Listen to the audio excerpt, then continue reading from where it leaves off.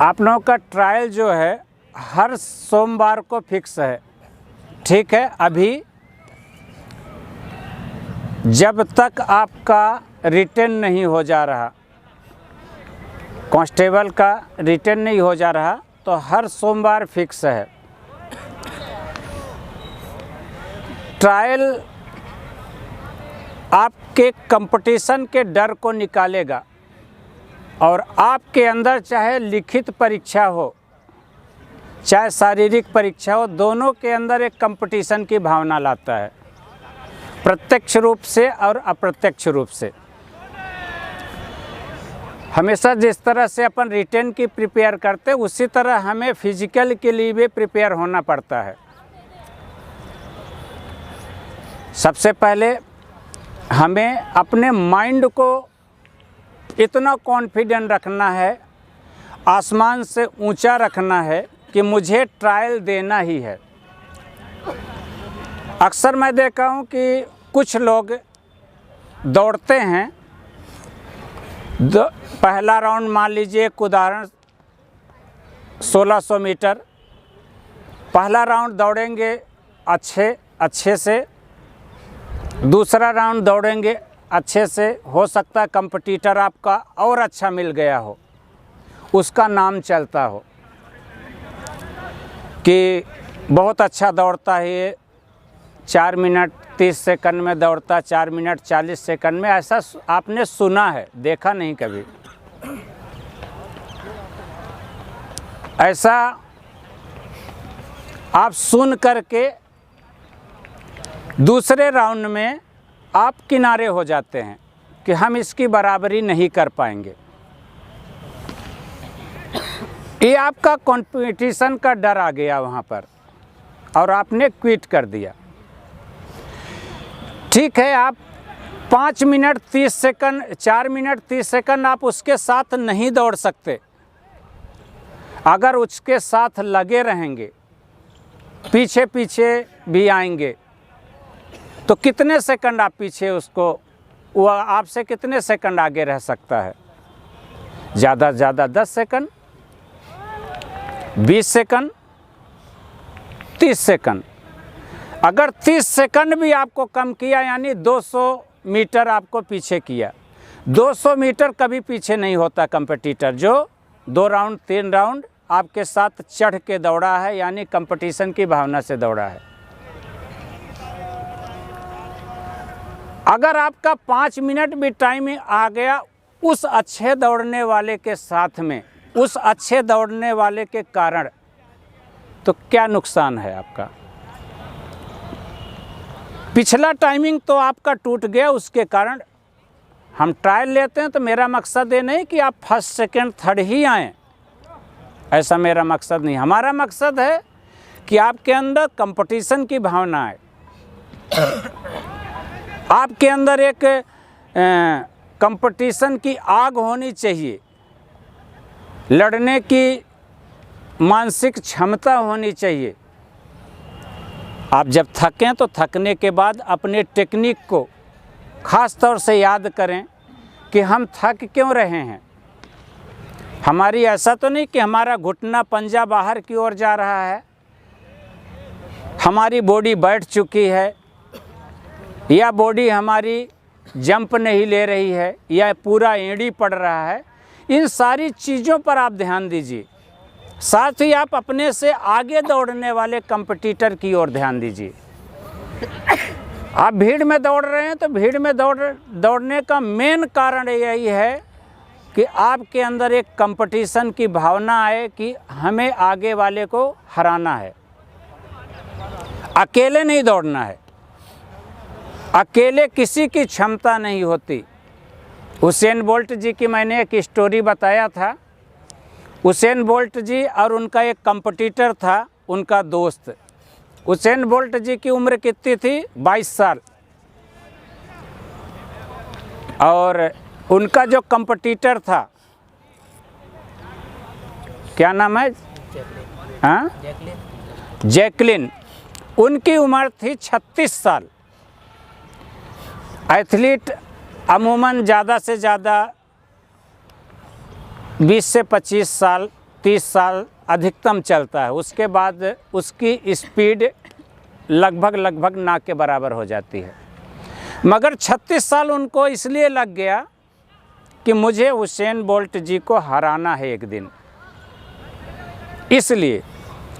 और उससे भी बड़ा उनको ये लगा कि जब भी वो दोनों अपने रूम पे जाते थे तो उसेन बोल्ट जी मजाक में बोलते थे, अरे बुढ़े तू तो बुढ़ा हो गया, तू क्या हरा पाएगा, अब छोड़, तेरा करियर ख़त्म हो चुका है,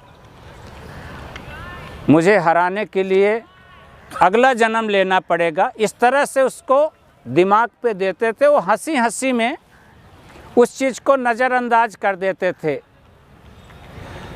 मगर दिल पे कहीं न कहीं वो बात लगी रहती थी। और उनका 36 साल हो गए यही कंपटीशन करते करते, परंतु उसेन बोल्ट जी जब भी रिकॉर्ड बनाए हैं तो ये वर्ड ज़रूर बोले हैं कैमरे के सामने कि जो मैं ये रिकॉर्ड बनाया हूँ मैं अपने साथी की वजह से बनाया हूँ। अगर मुझे वो अच्छा कंपटीशन न दिया होता तो मेरा आज ये रिकॉर्ड ना बनता। इससे हारने वाले के मन में शांति नहीं होती और आग लगती थी। 36 साल के उम्र उनकी हो चुकी थी।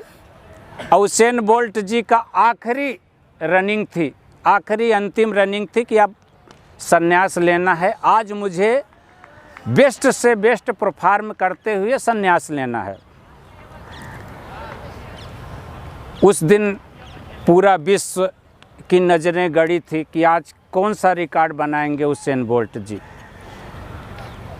उसी रेस में जैकलिन जी ने उन्हें हरा दिया और आज उसेन बोल्ट जी का नाम नीचे हो गया और एक रेस जीतने के कारण उनका नाम ऊपर हो गया। तो उस एक दिन का इंतज़ार करिए आप। उन्होंने 36 साल तक हारा है, मगर जब लास्ट में जीते ना तो एक इतिहास रच दिया कि इस उम्र में भी एथलीट का जोश मरता नहीं है, ये सिद्ध करके बता दिए उन्होंने। कमिटमेंट करिए। 2007 में सचिन तेंदुलकर जी को ब्रेट हॉक ने पहली ही गेंद में और पहली ही मैच पे आउट कर दिए। जब पहली ही गेंद में नया प्लेयर जब आउट करता है ना, और उस इतने बड़े महान खिलाड़ी को जिससे भगवान माना जाता है, तो उसका आसमान से भी ऊपर हौसले हो जाते हैं कि आज ब्रेट हॉक खुशी के मारे पागल कि यार अभी पहली गेंद पे इसने सचिन जैसे को उड़ा दिया तो आगे क्या करेगा।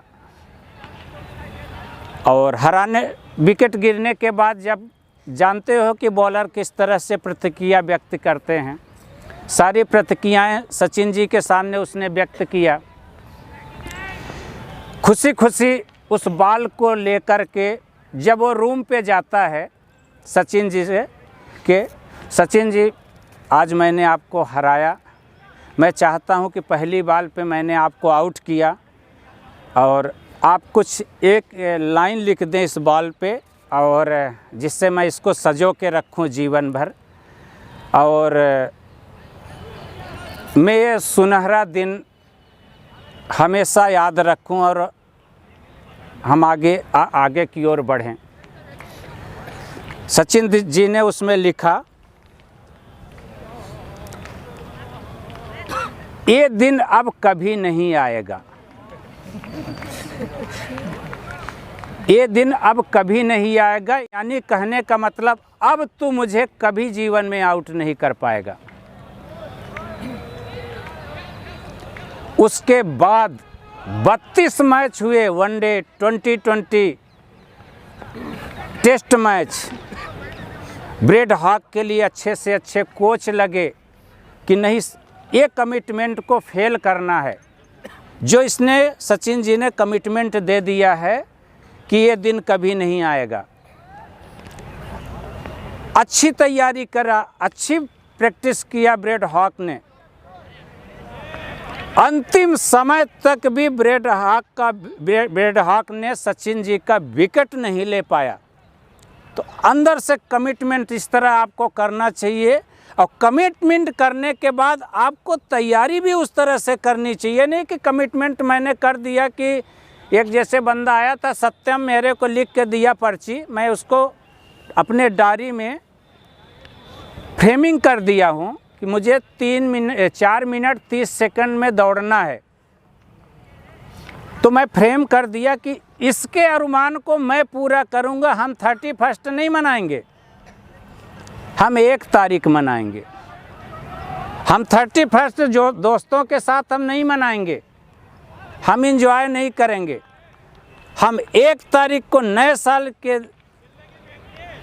खुशी मनाएंगे, नई वर्दी से खुशी मनाएंगे, नए जोश से खुशी मनाएंगे, और आप लोगों के बीच में हम 31 मनाएंगे, नया साल मनाएंगे। ये नहीं कि आपने कमिटमेंट लिख के दे दिए और बस आप भूल गए कि मैंने क्या लिख के दिया है। उस पर आपको वर्क करना है। आप जब प्रैक्टिस करने यहाँ आते हैं ना, आपके पड़ोसी रिश्तेदार ये बोलते हैं, अरे कुछ नहीं, हो गया 5 साल उसको तैयारी करते, कुछ नहीं कर पाएगा, वो तो आवारा है, वो दोस्तों के साथ घूमता है। बहुत सारी आपके माता पिता के सामने नर्वस होते हुए बातें करेंगे, जिससे आपको ट्रैक से आपके माता पिता हटा करके कहीं सिक्योरिटी गार्ड, कहीं पान की गुमती या कोई रोजगार में लगा दें, क्योंकि आप सही ट्रैक पे चल रहे थे। उनकी लड़की भले शादी के लिए हो चुकी है, मगर वो पड़ोसी, वो रिश्तेदार आपकी बहन के लिए ज़रूर रिश्ता लेकर आएगा कि बहुत अच्छा लड़का है, कंपनी में काम करता है, मैनेजर है, इंजीनियर है, उसको अपनी चिंता नहीं, क्योंकि आप सही ट्रैक पे हैं, वो डाइवर्ट करना चाहता है। इस ब्रेकर को अपने धीरे से सावधानी से पार करना है। जो अच्छी रोड बनी रहती है ना, उसी में अच्छे ब्रेकर भी बनाए जाते हैं। घटिया रोड में ब्रेकर नहीं बनाए जाते हैं। जीवन में उस ब्रेकर को बड़े सावधानी से पार करना है।